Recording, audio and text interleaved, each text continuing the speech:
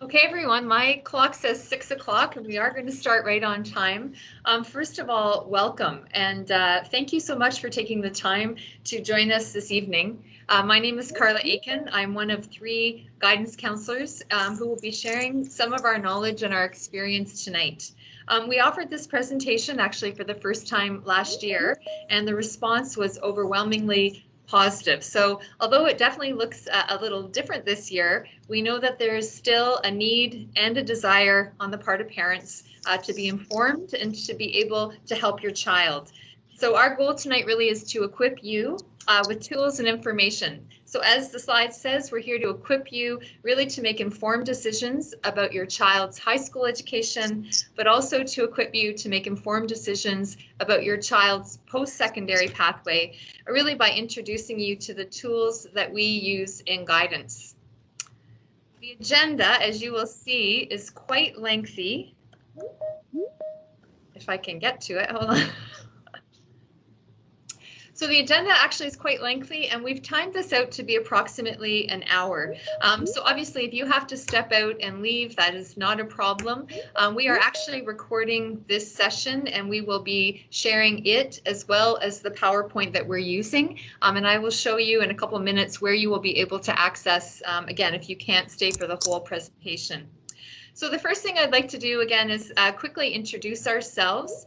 So as I said, my name is Carla Aiken. I'm the head of guidance here at Holy Trinity. And I'd also now like to introduce Lenora Burnett. So hopefully she can show herself and wave, maybe not, and Robin Giroux.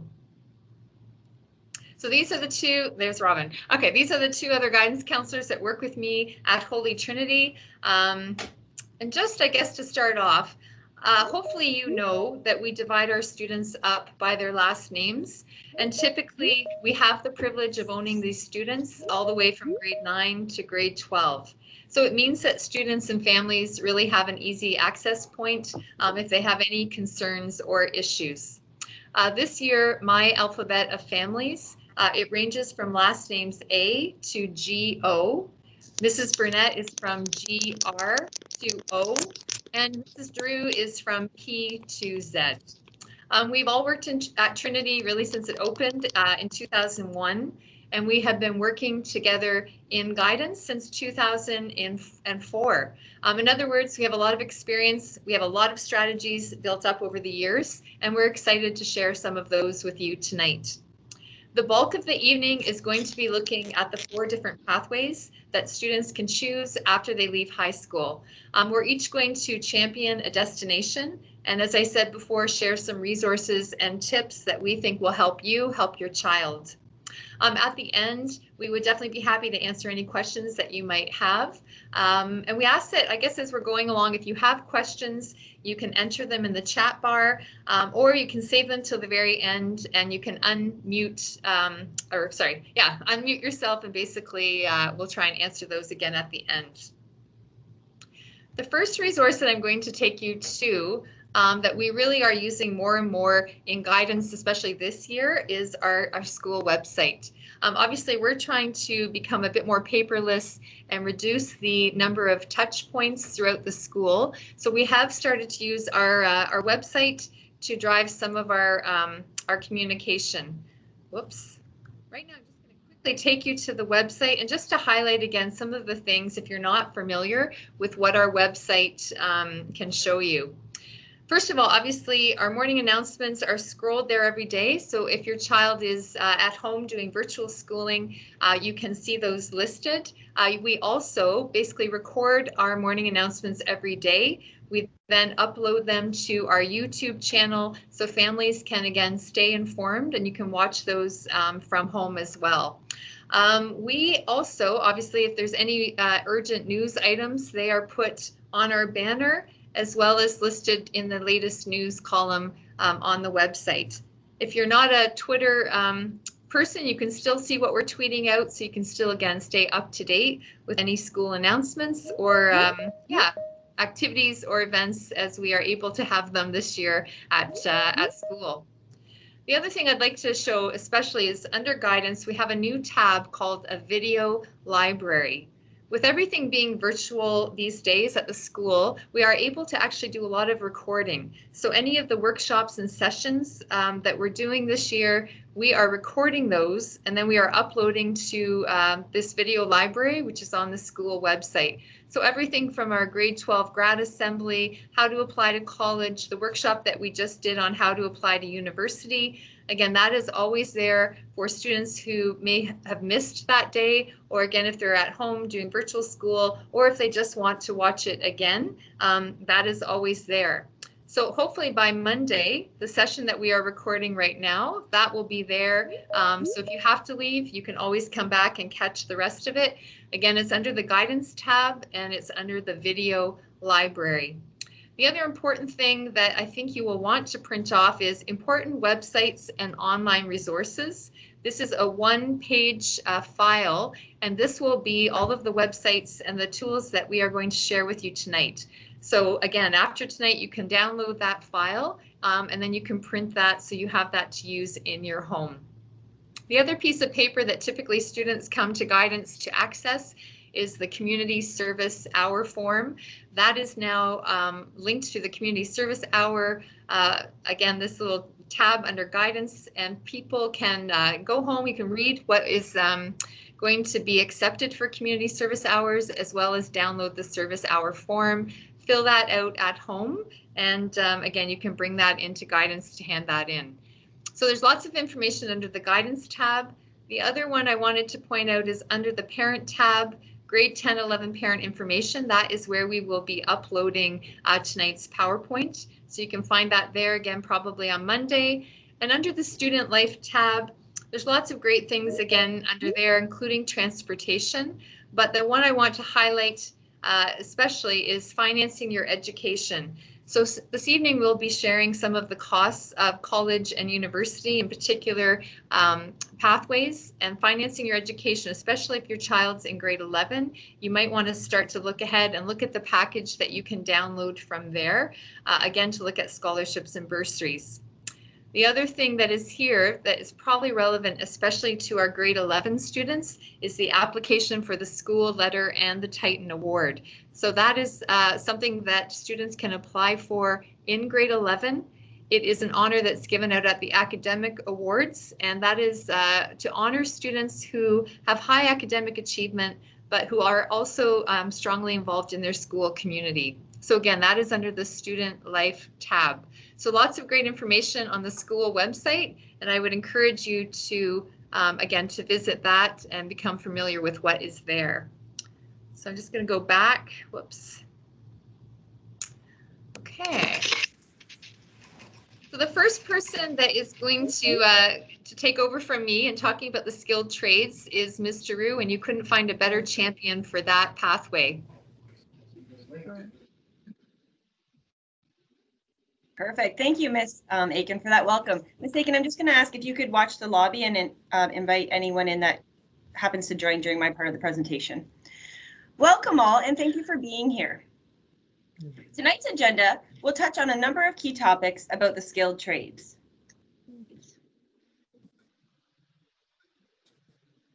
Next slide, Ms. Aiken.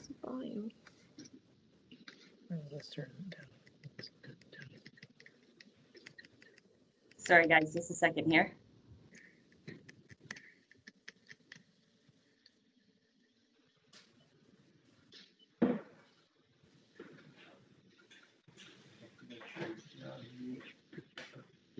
Okay, here we go. My goal tonight is to highlight the skilled trades as one of the 4 viable post-secondary pathways. I have a real passion for the trades. However, my intent is not to convince or persuade you that a career in the skilled trades is the best option. That is simply not true for everyone. But rather, my goal is to help you make an informed decision as to whether or not the skilled trades is a viable pathway for your child. As you can see from this agenda, I will be touching on a number of key topics in the next few minutes. A skilled trade is a career path that requires hands-on work as well as technical knowledge and capabilities. Now I'm going to ask Ms. Aiken to queue up a 1-minute video to introduce to you the skilled trades. It may take a second as she's turning on the audio.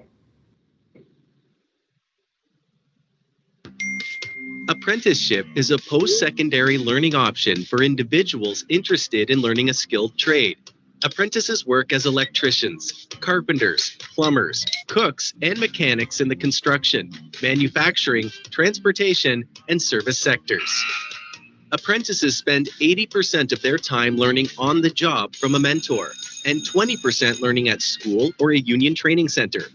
Apprentices accumulate hours when working on the job and complete training levels over a 2 to 4 year period.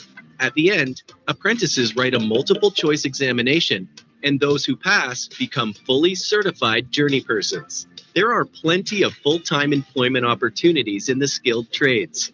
Journey persons are retiring, and young people are required to replace them. Right now, employers are looking to hire apprentices in trades such as millwright, industrial mechanic, carpenter, and heavy-duty equipment mechanic trade.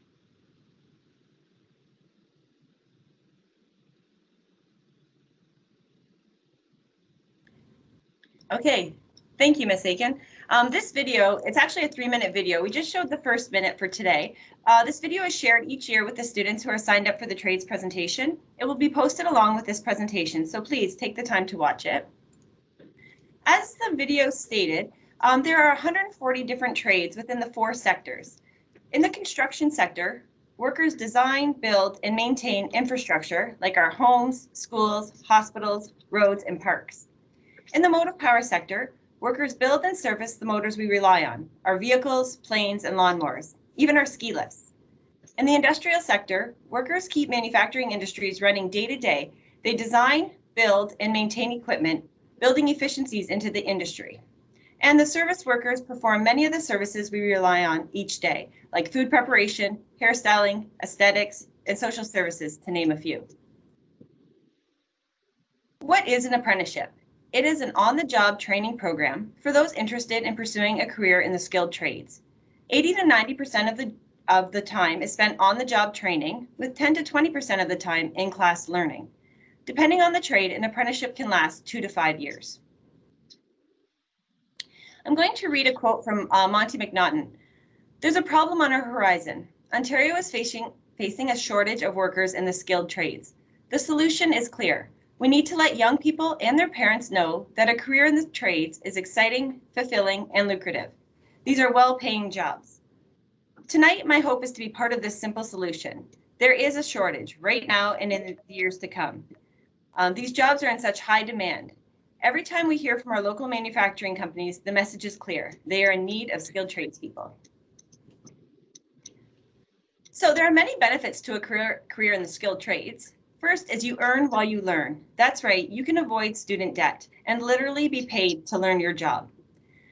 You also have an opportunity to use your skill, judgment, creativity, and cutting-edge technology in your day-to-day job. Once a journeyman, there are many paths to advance. You can own your own business, become a supervisor, a trainer, a safety inspector, or perhaps a college instructor. Hard work. Yes, I'm putting hard work as a benefit because physical work is good for you. It is a stress on the body, that is true, but it is good for the mind and the soul. If you are cutting the skilled trades option out of your future because of the physical stress it may have on your body, I implore you to investigate the physical and mental stresses of other jobs that you may deem less stressful. I think the key is to know yourself and to know your student. What type of worker are they, and in what type of environment do you believe they will thrive? Another benefit is the transferable skills you will learn. Even if you decide not to pursue a trade for life, the skills you acquire while learning are yours to keep. I tell the students this all of the time. You will save thousands of dollars if you can cut a piece of trim at a 45-degree angle, or you can fix the motor of your child's dirt bike. And yes, there are amazing opportunities for those who become journeymen in the trade, but there are also many jobs for those who want to work as general laborers within the trade as well. And now I will highlight some of the challenges to a career in the skilled trades. The average age of hire is not 18 or 19 years old. This is the biggest challenge. The average age of hire is closer to the late 20s. We are hearing back from the employers that they are not seeing the required work ethic in the younger prospects, so they are leery to embark in a relationship with the new hire until that new hire is mature, responsible, and ready to make a commitment to the company. Bullets number 2 and 3 go hand in hand. There is a shortage of tradespeople, which also means there's a shortage of people to take on apprentices. With the average age of worker close to retirement, in some cases, the journeyman doesn't want to start training or doesn't think that they will be around long enough in their business to see the apprenticeship through the years. Location, location, location. A challenge or a benefit could be that you may have to relocate to where the work is, depending on the trade you choose. Math and physics are often crucial to gain your ticket. You can be a general laborer in the trades field, but to complete your 3 levels of certification requires math and often physics. Another challenge is the financial responsibility. I will speak to this later, but if you are making good money at the age of 18, I believe you have a responsibility to properly manage that money. And again, last, I will add hard work here too. These jobs are physically demanding, which may limit some people who are not able to do the physical work. Why complete an apprenticeship? The goal is to gain certification or a ticket. Once ticketed, a person is qualified to work in the industry without supervision, and their earning power increases as their credentials increase. Let's discuss the progression of an apprentice. I have a nice visual here for you. The slide makes this look pretty simple and neat, which it can be. Let me walk you through it. On the far left side, you begin by finding a job in the industry. Then your boss can register you as an apprentice. You work for the boss for a period of time, perhaps a year, and then your employer will send you to a college campus for level 1 schooling. Level 1 schooling for most trades is in block format, which means that you stop working and instead you attend college for an 8-week period. After you complete level 1, you are sent back to the employer to work for another period of time, using this as an opportunity to master the skills you were tested on in level 1. After another period of time, the employer will send you back for level 2 schooling. You will return again to your job 2 months later, and then back again for level 3 schooling. Once you successfully complete all 3 levels, you write your qualification exam. Upon passing the exam, you're registered as a journey person in your trade. Congratulations. One thing that you need to know about this slide is that it appears to be such a neat line of progression, but the reality is there can be bumps in the road. The biggest hurdle is actually right at the beginning in finding the job. Believe it or not, this is the hardest part, and this is what I will discuss in a couple of slides. Okay, big question. How much does it cost to become an apprentice? Well, essentially, it costs next to nothing. Your biggest investment will be the tools you purchase, which are yours to keep and use for life. The in-school component costs approximately $500. During this time, you are not paid your wages. However, EI, mileage, rent, and even daycare can be reimbursed. The struggle is real. While college and university-bound students are focused on in-class performance and grades to be accepted to college and university, the trades-bound student needs to use senior high school years to focus on making themselves employable. We are always told that journeymen do not have time to waste. They want to hire apprentices who are familiar with the industry and have a strong desire to be in it. These above suggestions can help. Number 1, build a network. 2, take high school tech courses, take high school co-op, and have a part-time job.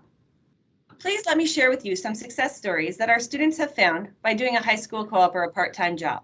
First, I will tell you about Alex.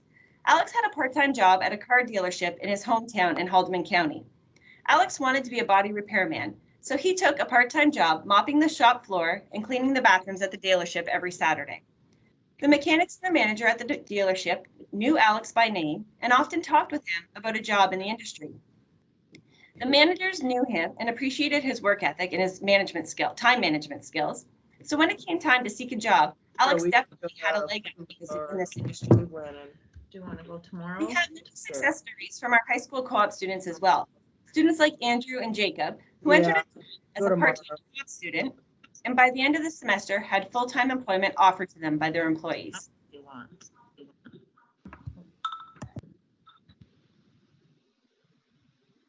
Okay, the next slide. What if I still can't find a job? The goal of the previous slide was to gain skills and experience so that you can find the job, so that you become appealing to a future employer. If, however, at the end of high school, you still do not have a network or a high school co-op or a part-time job did not lead to employment, don't worry, there is still another route for you. Ontario colleges offer 1 to 3 year programs to help you gain the skills and experience that employers are looking for. You can do a one-year apprenticeship certificate program, and at the end of that, you have the opportunity to challenge your level 1 trade school. Or you can also choose to do a 2 to 3 year diploma program with the possibility of challenging your level 2 schooling at the end. Please pay attention to the college part of the presentation to learn more.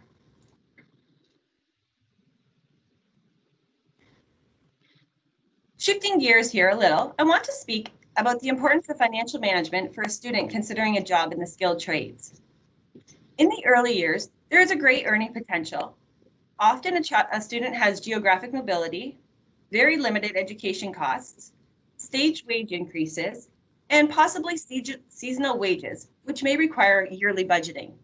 In the later years, however, you need to understand and plan for the fact that you may have physical limitations. If you are entering the skilled trades, I would be sure to speak with a financial advisor about creating your own pension plan, as well as find a mentor in the industry you could speak with about the potential of owning your own business one day. You may also want to consider staying in contact with your college teachers through the years, as this network may prove invaluable in the later years. My husband attended trades college in 2004, and he is still in contact with one of his favorite teachers, who has, on numerous occasions, reached out to see if Jeremy is interested in teaching at the college. Again, students entering the skilled trades have an amazing opportunity, financially speaking, as they are not paying for their post-secondary education, and they will be earning income starting at age 18. In turn, I believe, these students have a financial responsibility to be smart with the money they are earning at such a young age. That is why I strongly encourage each person entering the trades to meet with a financial advisor the day before they receive their first paycheck.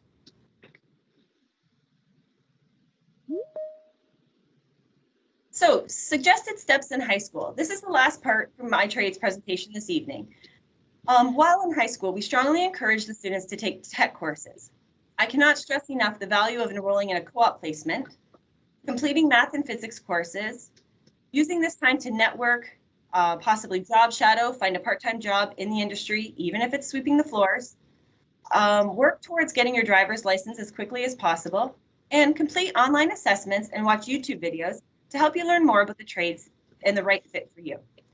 To conclude, I will ask Ms. Aiken just to click on the next 2 slides, simply to show you that in this presentation, we're providing invaluable websites and informative videos for you to use in researching the life as a skilled tradesperson. Thank you for your time tonight. I will now turn it over to Ms. Aiken. Okay, thank you, Mr. Rue. Just a reminder that it's really important that everyone keeps their mics muted. It really does cause some feedback, and as we're streaming to, I think, about 100 families, I think it's just, it's going to keep things moving smoothly. My section is college, and I actually think it is very well placed because it's between the apprenticeship presentation and university. Because as you probably have heard, colleges are offering programs in both. They offer training in skilled trades, and they also have degrees. Currently in Ontario, colleges are offering approximately 230 degrees, but their bread and butter still is a 2 or 3 year college diploma program. So my section will highlight some of the reasons why I think students should consider a college education and what it can offer them.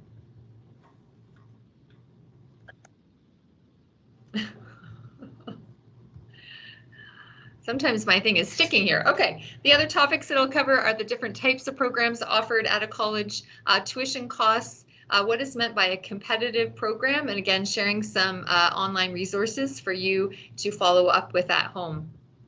So why college? When you think about the fact that 10 years ago, many of our current jobs didn't exist, the institutions that continually show their ability to adapt and innovate are colleges, right, in a way that universities just can't or they don't. College programs are designed to directly relate to our economy and our labor market demand. They really can pivot quickly, and as you can see on the screen, it's approximately 200 new programs each year. And again, they are pivoting depending on the gaps in the workforce, and they are trying to always meet employer demands. They can also be tailored to a local environment, and I'll use the Simcoe campus of Fanshawe as an example. So this local school offers programs such as welding, ecotourism, and agribusiness, So these are all programs, again, matched with our local employer needs and what employers are asking for. Colleges really are well known for their unique blend of academic learning and, of course, practical skills training. Instructors are not tenured professors. They are hired based on their work experience and their background. They are definitely current in their training, and most teach while remaining connected to the workforce. They also have small class sizes, so it's quite comparable to what your student would experience here at Holy Trinity. Often those classes at college are a max of 30 students. So again, students benefit from hands-on training, real-world projects right in the classroom. And many of the college programs also have a co-op option or work study. So when they graduate, students have the experience and the training to help them as they begin their career. And the latest survey of recent grads show that 85% of college grads are employed in 6 months. So again, why college? There's some reassurance for students who need certainty when making decisions. So when students apply for a program, first of all, they know exactly what skills they will gain, what courses they will take, and what jobs specifically they are going to be able to apply for. And so this obviously is not the case when applying to a more broad-based university degree. So as an example, I'm going to pull up a program at Niagara College. Environmental Technician is the program I'm choosing. And you can see that the courses are listed for each semester. So they're very clear what will be, happens to be the January semester that I pulled up. So it lists every program that the student will study, and you can also click on each of these titles and you can actually read what that course is about. So again, it's not the same as university that will have a variety of elective choices. This is a very tailored program that is going to lead to a specific outcome. And so for many students, that is reassuring. The other thing that is great, I think, about college is flexibility. So first of all, colleges have, first of all, students can choose when they want to study and what they want to study. So currently there is a wide variety of program options, approximately 5,000 being offered in Ontario at colleges across, again, this province, with 200 plus areas of study. There are often prep programs so students can kind of test the waters to make sure this is the right career path for them. An example would be a foundation program in art and design, or a pre-trades program, as Robin referred to, designed to expose students to a variety of trades. So finally, the great thing about college is also the flexibility of start. So typically there are 3 start dates for college: September, January, and then April or May. So again, students, if they have a summer job and that carries over into the fall, many programs, have January start dates that they can join in when they are free. The other thing, whoops, I just see that anyway, flexible pathways. So colleges have certainly flexible pathways even after completing a certificate or a diploma. So more and more colleges have formed partnerships with universities. Again, if that is your child's goal, students can take their experience and their coursework and they can transfer that to a university setting for credit. The website that is on the screen, ontransfer.ca, this is a tool for students to explore what formal agreements are offered for transferring between their college program and a potential university. But again, another common way is simply to talk to someone, and the job is called a transfer advisor at your desired university, and see what they are able to offer you for your previous education. So in other words, a student who stuck to a college path during high school is not excluded from studying at a higher level down the road. And the bonus, kind of as you'll see in the next slide, is that the student may save money by studying at college first, because college tuition is definitely lower than university, than doing, instead of going to a university to do their entire schooling. So the average cost of tuition, as you can see, the cost of tuition at a college is typically a third of what tuition would cost at a university. Although I do have to say that depending on the program that your child might be studying, there are some that require training on specialized equipment. So programs such as heavy equipment operator or aviation, they may have higher tuition costs. In addition to your tuition fees, obviously you'll need to budget for books, supplies, housing, and other related living expenses. And keep in mind that some programs, an example might be photography or graphic design, may require you to purchase certain types of equipment before starting. So Ontario college programs tend to have lower costs overall, and again, as compared to university, because the length of a typical college program is 2 or 3 years. So less time definitely means less tuition and the benefit of getting into the workplace faster. College programming ranges from 1-year certificate programs, so if you're interested in something like welding, baking and pastry arts, all the way up to a 4-year degree. But as I said before, the bread and butter really of college programming is their diploma programs, and those are 2 or 3 years in length. They also offer 4-year degrees at college, and these degrees tend to have the word applied in them, again highlighting the fact that college degrees really have a high component of hands-on applied learning. You may also see some degrees called collaborative, and that means that a university and college, they are working together to deliver a program. And I should note that if you are doing a degree at a college, you are still paying the same cost as a degree at a university setting. So it is more costly per year for tuition. Admission requirements. So I'm just going to move this. Okay. Admission requirements. It's important to know, especially for students in grade 11, that all colleges consider senior level courses when students apply. So senior level is considered anything in grade 11 or grade 12. So it's really important that grade 11 students know that schools are interested in their achievement for the grade 11 year as well as the grade 12.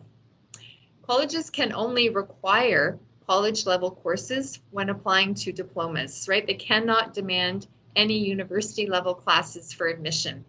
However, if they are applying to a degree program at a college, they will still have to meet the minimum requirements to apply to university. And I know that Mrs. Burnett is going to go a bit more into detail with university admission requirements, but in Ontario, applying to a university program requires 6 grade 12 U or M courses. And I also want to mention that if your child is currently studying at the locally developed level or at the workplace level, there are many colleges that still have options for students with this high school programming.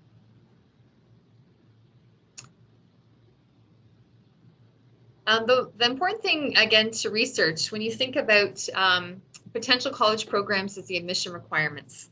So each program will have required courses that they need to see completed in order for the student to apply. And colleges will also often recommend classes for students to take in high school, so again, they can be better prepared when they arrive at the college.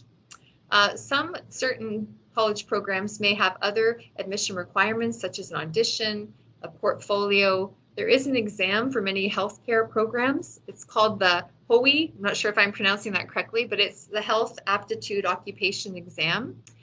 Some programs may also require an interview or a questionnaire, and that will be used in the admission decision.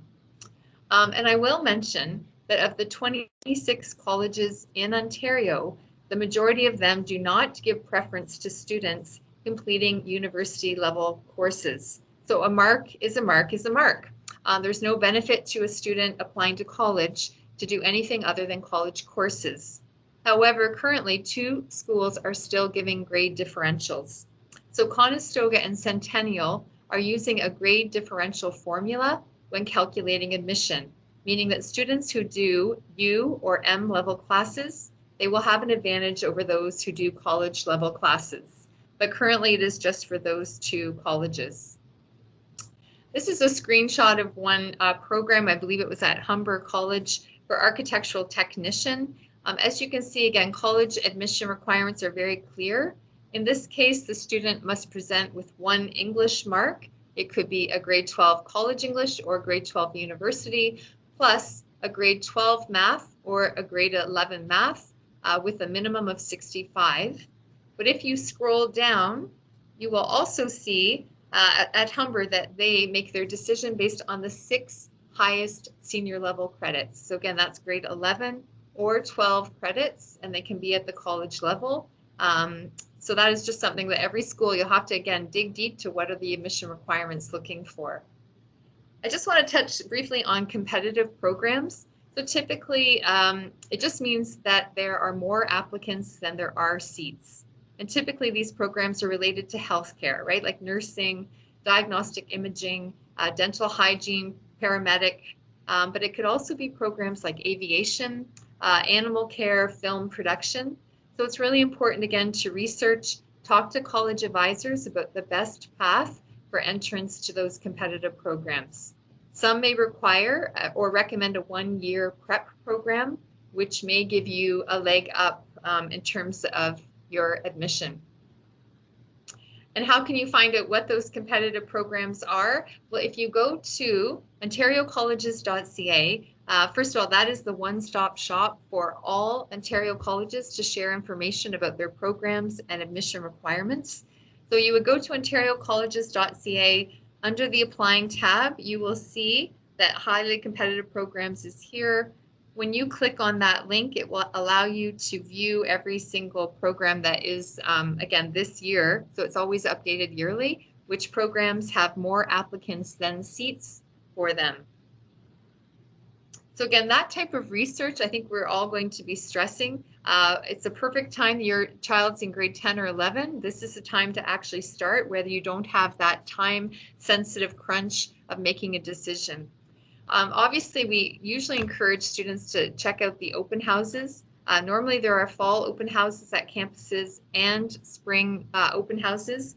Right now, the colleges and universities have both adapted very quickly. They are all virtual. So there are all kinds of virtual opportunities for students to, again, connect with an academic advisor, tour, do a basic, kind of tour of that program and get more information specifically about the program they might be interested in.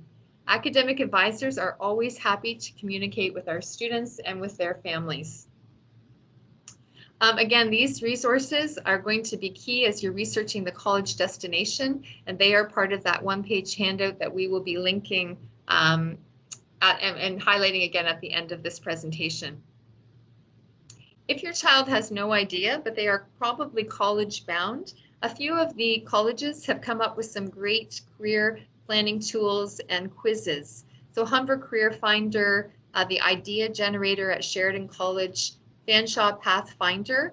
In essence, they ask your student to complete a survey of questions, and then they will suggest programs at their school that are a good match for their interests, for their abilities, and for even their personality. So that might be something that, again, you could check out to give you some ideas.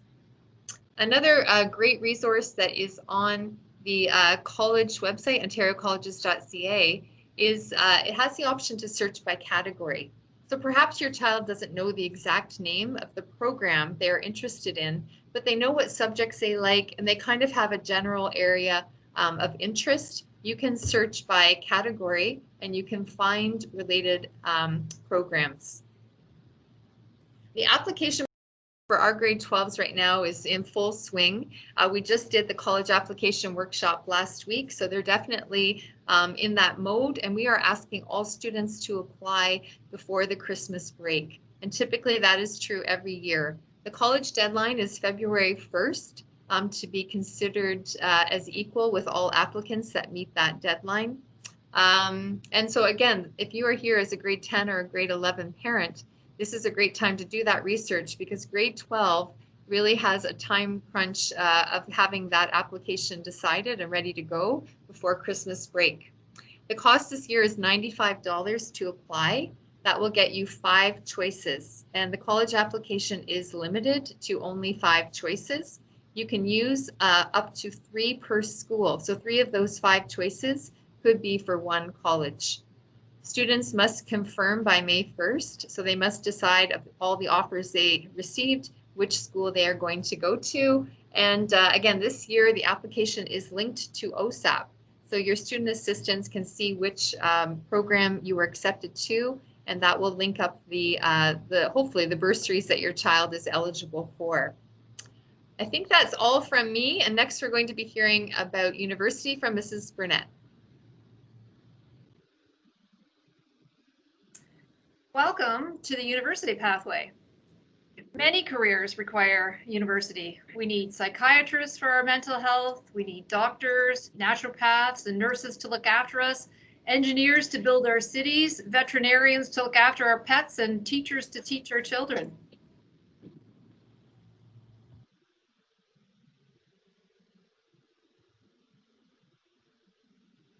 Here are the topics we're going to cover, like why university, prerequisites, cost, suggested steps, and online resources. Why university?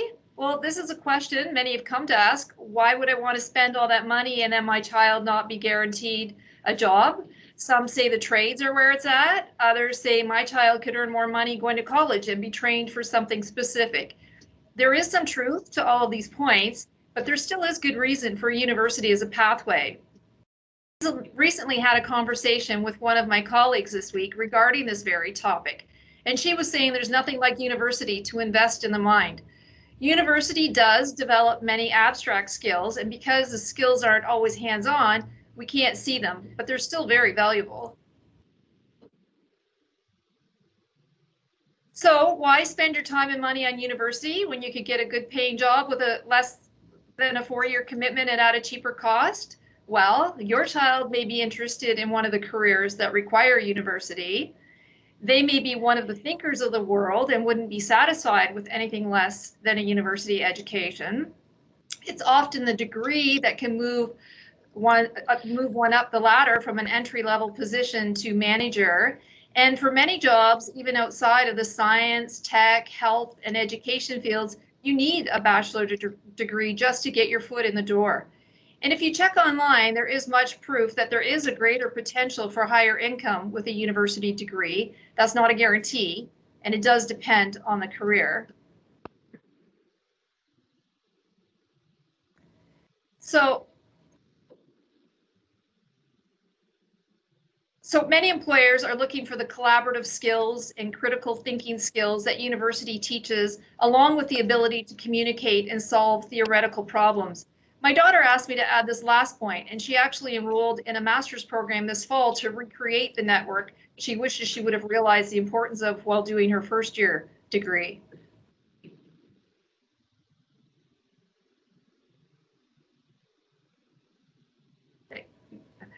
This is the Ontario University's website.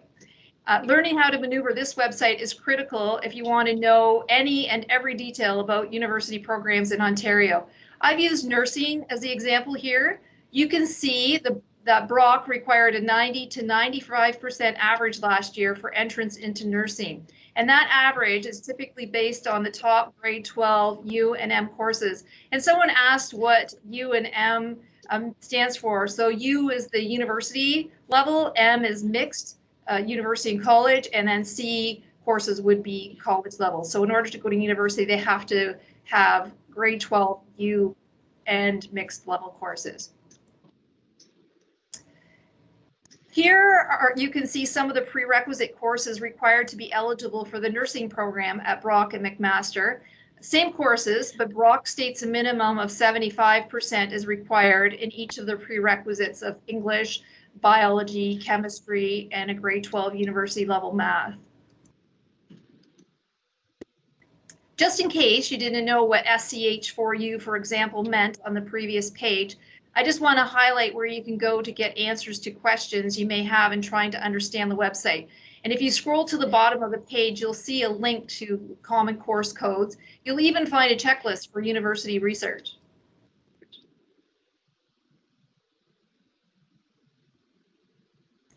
This shows the cost of first-year tuition for 2018-19 at Victoria University. That's what's most current on the website.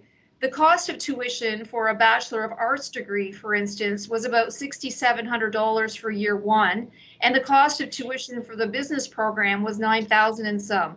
From this link, you can check the cost of tuition for each of the first-year programs at every Ontario university.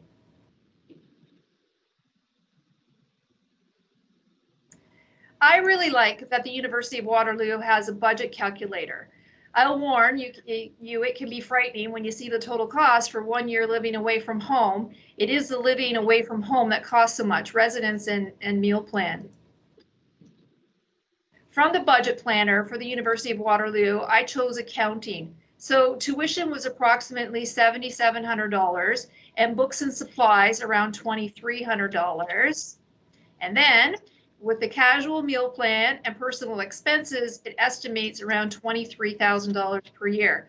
Multiply that by 4 years, and you're looking at a $100,000 investment if your child is living away from home. I know you may be thinking, forget that, but I also know you're a parent who wants to figure out how to help your child attain their dream. So how can you gather the funds? Consider part-time jobs, summer jobs, RESPs, applying for grants and scholarships, and there's a link to scholarships and bursaries on our website, taking a year off to work before going to school part-time, living at home and choosing a school nearby. I really like one family's incentive.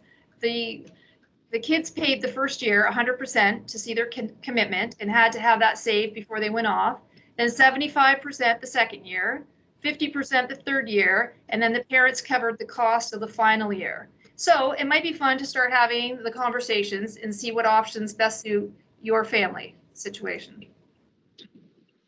So where do you begin to figure out what it is your child wants to study? I know as parents, no matter what the cost, we want to keep all doors open for our children because we just want them to have every opportunity to live their best lives.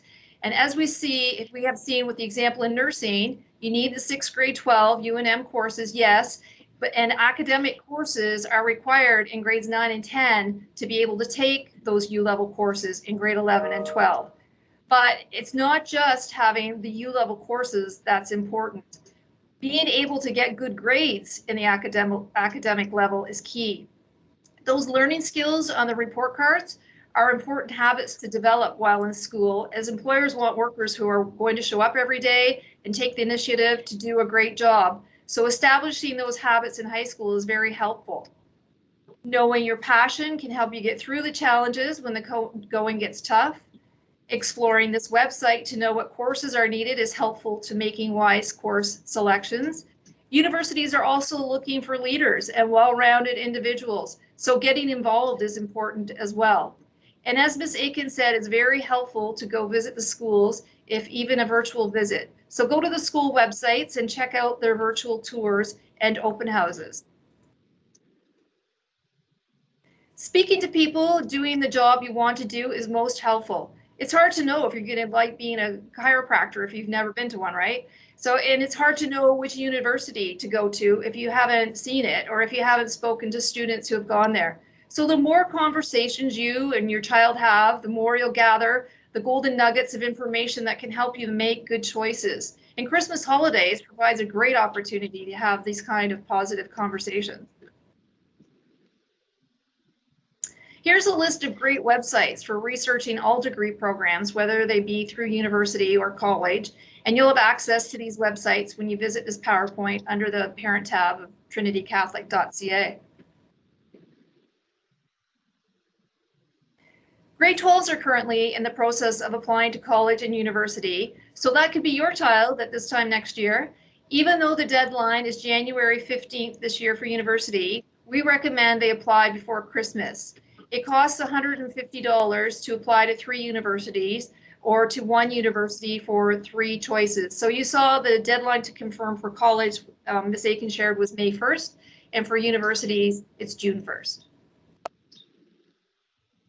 For those of you who really want to look ahead, check out this website, ouac.on.ca.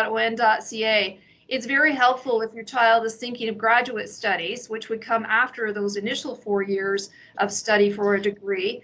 Specifically, if they want to be a teacher or lawyer or physiotherapist or doctor, you can click on the appropriate box and you will find information on the number of students who apply, who gets into the program, along with how many years of study and what university courses are required.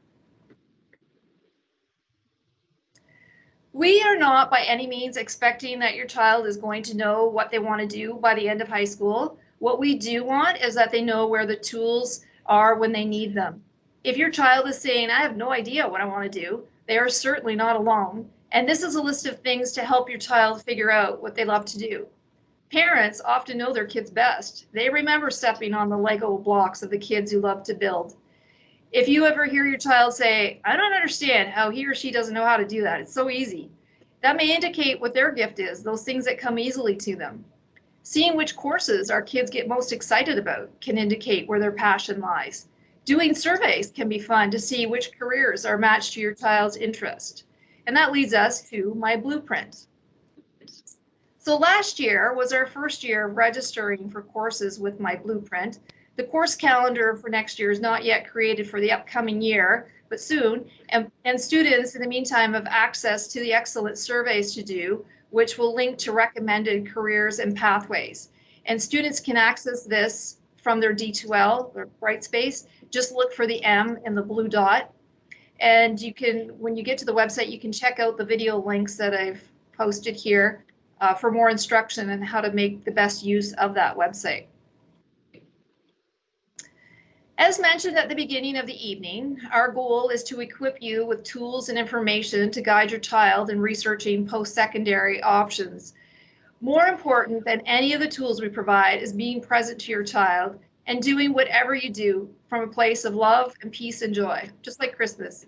All of this exploring isn't an expectation we are trying to burden you with, nor to overwhelm you. It's us just doing our job to make you aware of all the options, which can be overwhelming. So keep it simple and make the exploration a fun thing to do. Maybe start with one website and see what you find. It might even be a fun Christmas break activity. You have the opportunity to partner with your child on their journey and learning more about who they are and who they want to become. And what they do for a career is just one small piece of the big picture. It's truly about the journey, not the destination. And know that we are here to support you and your child in the journey. The journey can be beautiful. And no matter which path your child chooses, the final goal for each destination is typically the workplace. Some students choose to go to the workplace directly from high school, whether temporarily to earn money for post-secondary education or to stay there full time. Others may choose to search for part-time work to help fund their education. And here are some local links to help with a job search or to help explore what kind of opportunities exist locally for careers your child might be considering. I find the Workplace Planning Board interesting since it highlights the labor market for our area, including which skilled trades are experiencing shortages.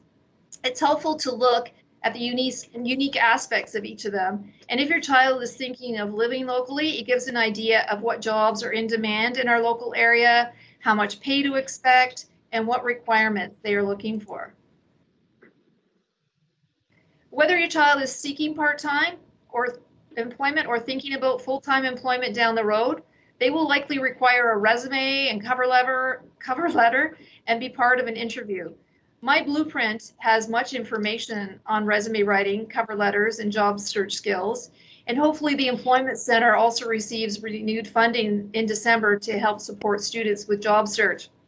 Many employers also have online applications. For instance, if your child is looking for a part-time job during the school year at Sobeys, they could fill out their online application. And as most of you know, who you know can be critical to finding a job, and that's what we call networking. That's where finding a part-time job or doing a co-op in high school is also a great way of making connections with potential employers. And many of our students who demonstrate a good work ethic get hired from their co-op placement. And before I pass it over to Ms. Aiken, I just want you to know that we will be going into grade 11 classes the last week of school in December to familiarize them with the university and college pathways and the websites we've just shared with you tonight. So you've got a head start. And I know Mr. Rue will be having a trades presentation in the near future for grade 11s interested in the trades. So, okay, back to Ms. Aiken.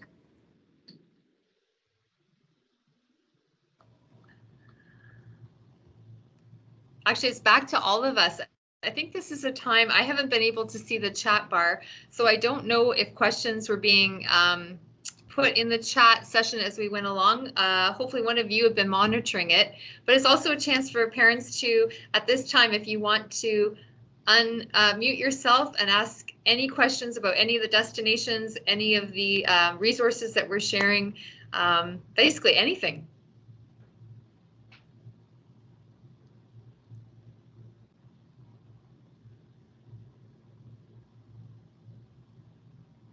Miss Aiken, you can probably stop sharing your screen now. That would Okay. help. So we did have a couple of questions. I'm not sure if everyone saw on the side, but the first question was, are universities going to look at grade 11 and 12 marks as well? Because Miss Aiken had spoke that the colleges will look at grade 11 and 12. Ms. Burnett answered that some universities will look at grade 11 courses. That's often used to give an early offer of admission. If a student has a compulsory class that they're taking in their grade 12 year, but the universities need to have an idea of how that student will do. They could look at the grade 11 mark as an indicator, but they'll use the grade 12 mark for the final admission offer. Another question was also asked, but Ms. Burnett answered it twice now, is clarifying the difference between C, U, and M. That is a big jump. So for our grade 10 parents out there tonight, grade 10 students take courses at the applied, academic, and locally developed level. When we move from grade 10 to grade 11, those courses, the level names change. So our grade 9 academic courses changed, grade 9 and 10 changed to grade 11 and 12 university courses. Our applied courses from grade 9 and 10 moved to grade 11 and 12 college, and the locally developed turn into the workplace level. And now in the mix, we have an M level course, which is a mix between college and university. And I'll answer the question, but I think Mrs. Burnett already has. Can students apply to both college and university? Absolutely. So that it's a $95 fee.